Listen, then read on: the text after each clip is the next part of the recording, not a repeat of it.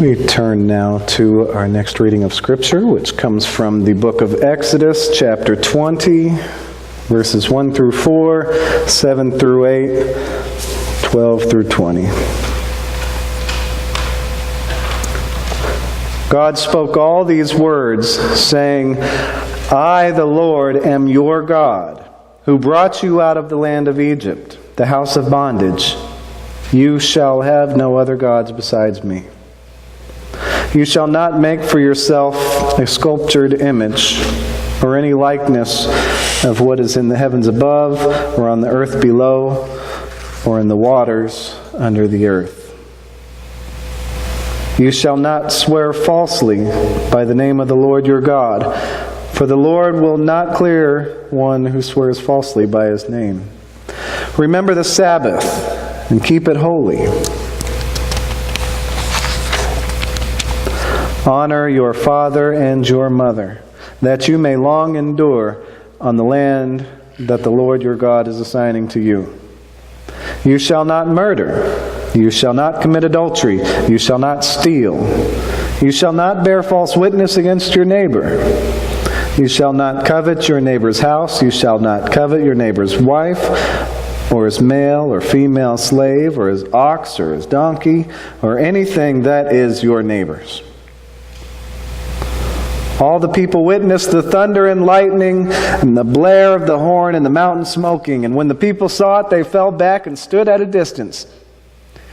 You speak to us, they said to Moses, and we will obey. But let God not speak to us, lest we die. Moses answered the people, Be not afraid, for God has come only in order to test you, and in order that the fear of him may be ever with you, so that you do not go astray.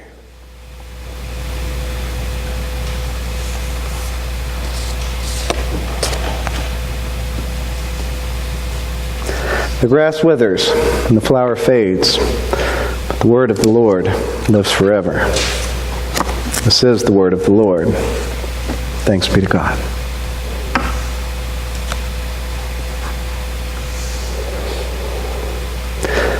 Now, during the communion meditation, John mentioned the Beatitudes.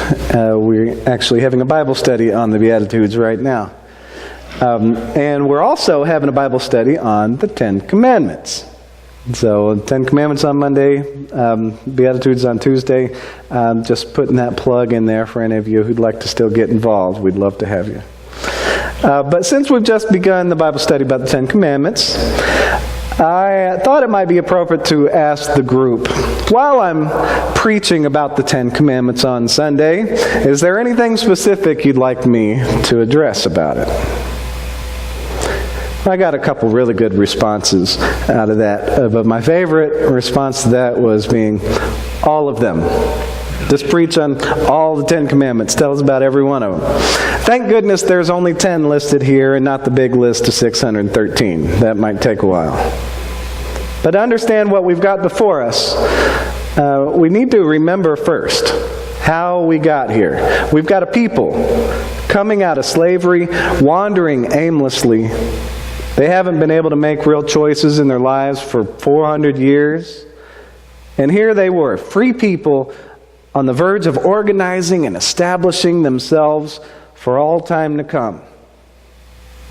In complete uncertainty, they've left all they knew and they wandered out into the desert. They've run across not having food or water, and they've cried out against Moses during that struggle. God has provided, and God continues to provide each day as they travel their daily needs of food and water. And now it was time for something more. It was time for their character to begin taking shape. It was time for their identity and way of life to begin taking form. This is what's at stake as they wait at the foot of the mountain for Moses to come back down. Up that holy mountain, Moses is talking with God, receiving what they will need for this next step. These instructions that are meant to get them started. The first 10 instructions or obligations for their lives. First 10 of many, many more to come. Now, as Americans today, we like to think that our laws are based on the commandments from God. But, we've made big fusses about it, fussed a lot about posting 10 Commandments in front of courthouses and whatnot. But the truth of the matter is that we are talking about two different things with some similarities when we're talking about our laws versus the 10 Commandments. We follow our country's laws either because of moral reasons or because we don't want to get in trouble. If we break them, there are consequences. And that's part of laws and how they're written. You get a law and you get what happens if you break the law. That's how laws keep order. But the commandments, these are a little bit different. I mean, of course there are consequences, and we get that idea from other parts of the Scriptures, but notice how they're written. They're not written with consequences attached.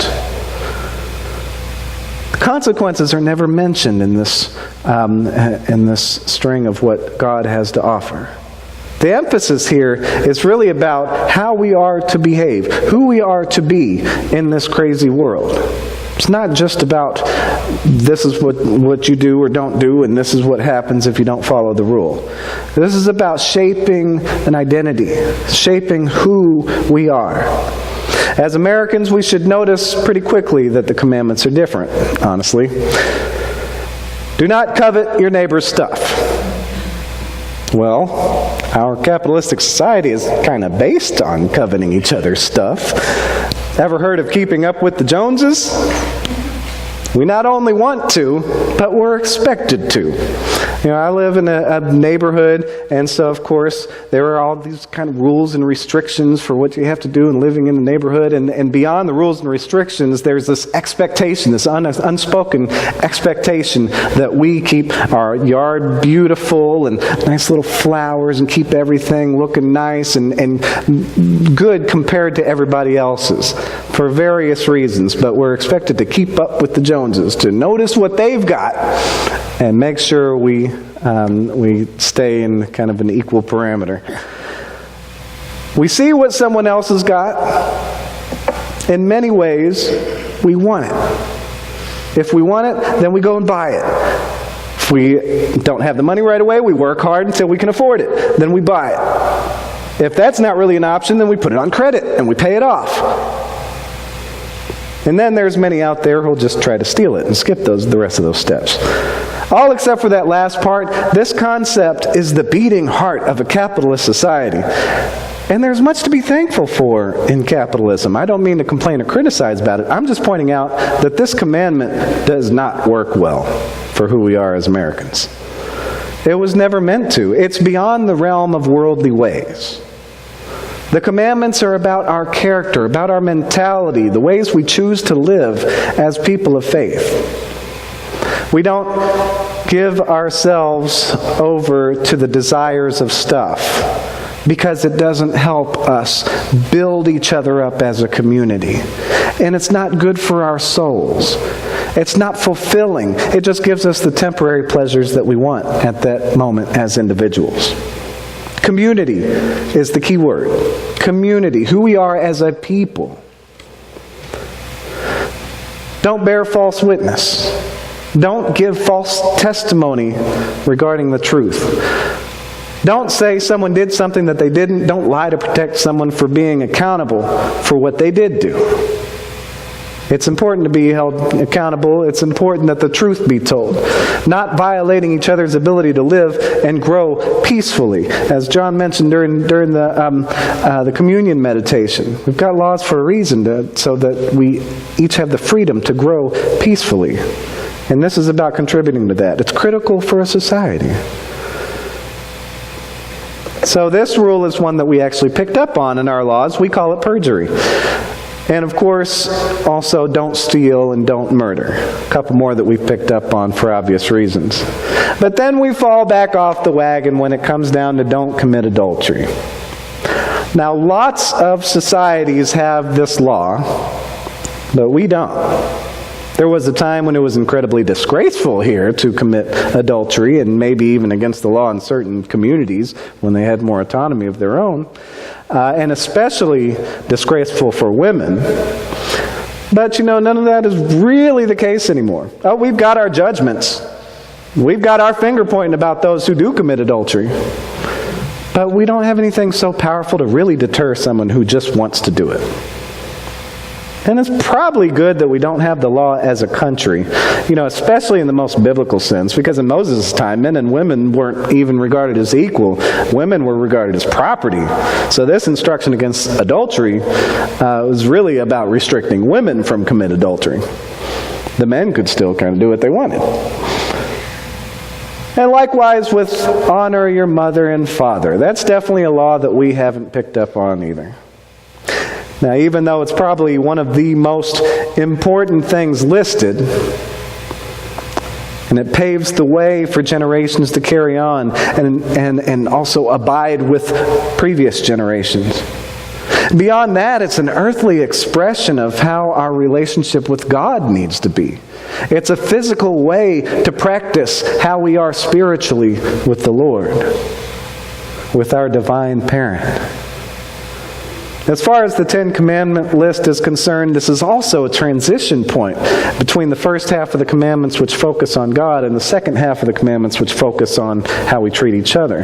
This is kind of that shifting point. It helps us transition into how we treat each other. Now, speaking of the first half of the Ten Commandments, remember the Sabbath. Keep it holy. Another one that is not in our law books. We tried with the blue laws for a while, and we still have some of that hanging around, but that's basically gone. And it's not even really the Sabbath that a lot of us still try to keep holy. It's the Lord's Day. There's a difference between the Sabbath and the Resurrection Day, which we celebrate on Sunday. We changed the Friday evening and Saturday celebration of the Sabbath into a Sunday celebration of the resurrection. But even so, it's certainly not the law of the land to keep the Sabbath and keep it holy. We choose to do that on our own. It's on us. This is an obligation from God, not part of the law of the land. Don't swear falsely by God's name. Or as we hear more often, don't use the Lord's name in vain. Don't put God's name in any context where it shouldn't be, because God is too great, too glorious for that. We should respect and honor God's name at all times, not just throwing God's name around like it's worthless. The one who gave us life, the one who gives us life day in and day out, that is a name to be cherished. Don't worship idols. Handmade things are not God's. They never will be. This goes for today as it did back then, as we easily fall into worshiping money and the things that it buys. It's like coveting.